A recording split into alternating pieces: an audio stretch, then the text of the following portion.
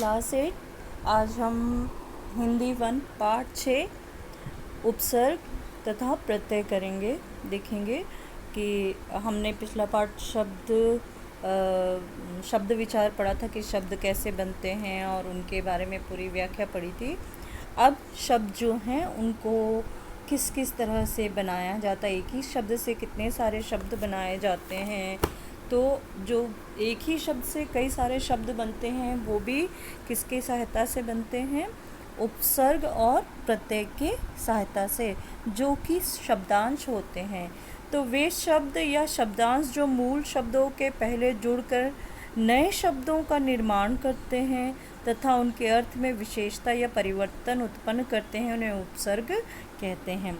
तो ये उपसर्ग क्या है? उपसर्ग आगे लगता है। उपसर्ग हमेशा शब्द के मूल शब्द के आगे लगता है और ये शब्द या शब्दांश होते हैं। तो पहली बात ये याद रखना है कि उपसर्ग जो है वो शब्द या शब्दांश होता है। दूसरा ये कि यह मूल शब्द के आगे लगता है, ठीक है, मूल शब्द के आगे लगता है। और तीसरा कि यह इसके लगने से शब्द एक नया शब्द निर्माण होता है और उसके अर्थ में विशेषता लाता है या अर्थ में परिवर्तन लाता है। जैसे कि जीवन है तो जीवन है तो आजीवन हो गया उसका। जीवन तो एक भावाजा आजीवन यानी पूरा जीवन, ये अर्थ में बदलाव लाया उसने, अर्थ में परिवर्तन ना लाया, अर्थ में विशेषता लाई। अब जैसे लें धर्म, तो धर्म पता है कि धर्म जो है एक शब्द है, ये एक संज्ञा शब्द है। अब इसमें हमने लगा दिया उपसर्ग लगा दिया तो वो बन गया अधर्म। तो इस तरह से अधर्म, तो धर्म अधर्म, ये धर्म यानी मेरा धर्म है, यह अधर्म है यानी इसे नहीं करना चाहिए। ये एक दूसरा शब्द का निर्माण हो गया और दूसरा अर्थ लेकर आ गया है, ठीक है। तो याद रखिएगा कि उपसर्ग जो है, पहला पॉइंट ये होगा कि उपसर्ग शब्द या शब्दांश होते हैं। दूसरा कि यह मूल शब्द के आगे लगते हैं, मूल शब्द के आगे लगते हैं, मूल शब्द के आगे इन्हें जोड़ा जाता है। तीसरा कि मूल शब्द में लगकर नया शब्द निर्माण करते हैं, जो अर्थ में, चौथा है अर्थ में विशेषता या परिवर्तन लाते हैं। इस तरह की 4 बातें जो हैं वो उपसर्ग की वजह से उपसर्ग की पहचान के रूप में आती है। जैसे यहाँ दिया है एक उदाहरण, हार दिया है, ठीक है।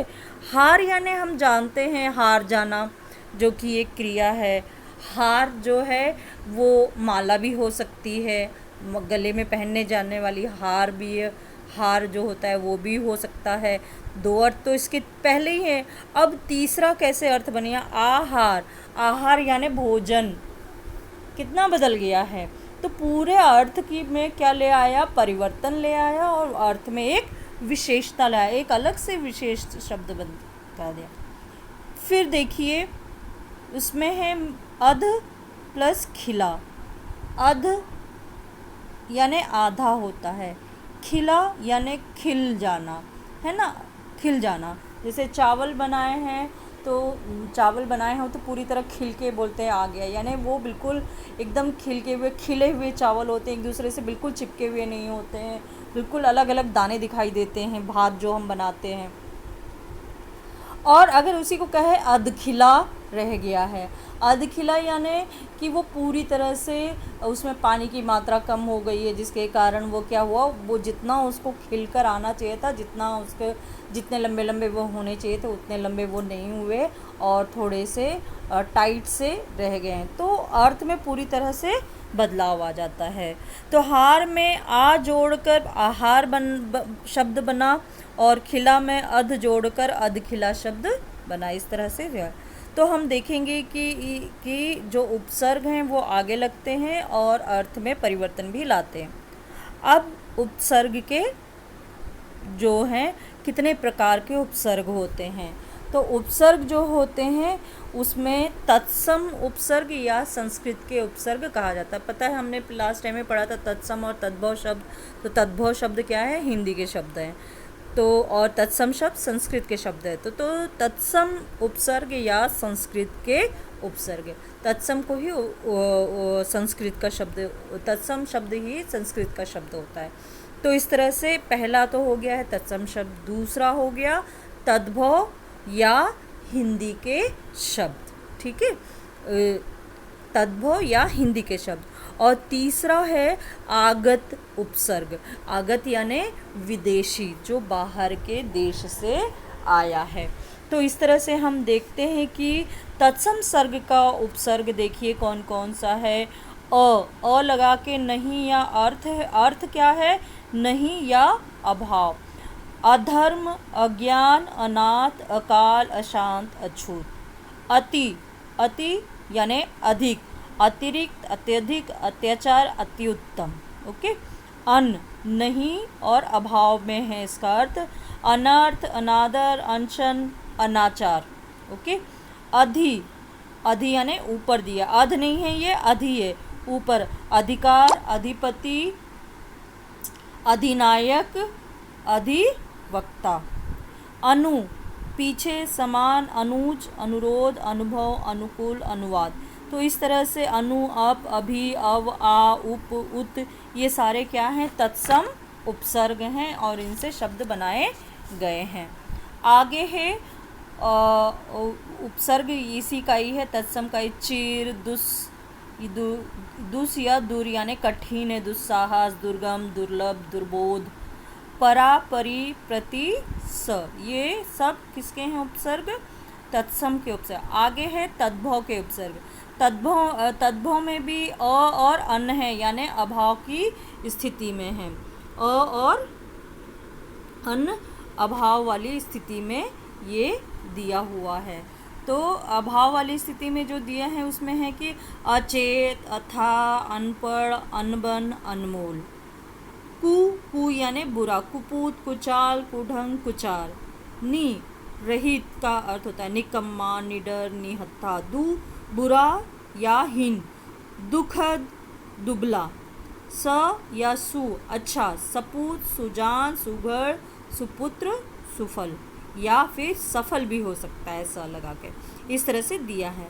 आगत शब्द, आगत यानी जो बाहर के देश से आए हैं। अरबी, फारसी एवं अंग्रेजी के उपसर्ग। अंग्रेजी, फारसी और अरबी, फारसी और अंग्रेजी के उपसर्ग, यानी कि वो शब्दांश या शब्द जो मूल शब्द के आगे लगते हैं। इस तरह के ब, बे, बद, खुश, ला, गैर, ना, हर, कम। तो ब से ब जो है इसका अर्थ है से के साथ, बनाम, बखूबी, बदौलत। बे यानी बिना, बेखटके, बेहोश, बेघर, बेईमान, बेगुनाह। फिर है बद, बद बुरा, बदनाम, बदसूरत, बदबू, बदचलन। खुश, खुश यानी अच्छा, खुशबू, खुशदिल, खुशहाल, खुशनसीब। ठीक है। ला, ला यानी अभाव, लापरवाह, लाइलाज, लापता, लावारिस। गैर यानी भिन्न, गैर कानूनी, गैर सरकारी, गैर जरूरी। ना अभाव, नालायक, नाकहारा, नापसंद, नाबालिग। हर प्रत्येक, हर एक दिल, हर एक, हर दिल, हर हाल, हर तरफ। कम थोड़ा, कम उम्र, कमज़ोर, कम समझ, कम अक्ल, इस तरह के ये हैं। आगे दर में, दरअसल, दरमियान, दरकार। हम समान, साथ, हम उम्र, हम शक्ल, हम सफ़र। वाइस सहायक, vice captain, vice president. Head प्रधान, मुख्य। Head constable, head master, head clerk. सब नीचे या अधीन, सब जज, sub inspector, sub committee. Deputy उप सहायक, deputy commissioner, deputy director. General यानी मुख्य होता है, general manager, general secretary. Assistant यानी सहायक, assistant manager, assistant teacher. Chief प्रधान या मुख्य, चीफ कमिश्नर और चीफ मिनिस्टर। ठीक है, तो इस तरह से जो हमारे शब्द हैं इनका हमने देखा।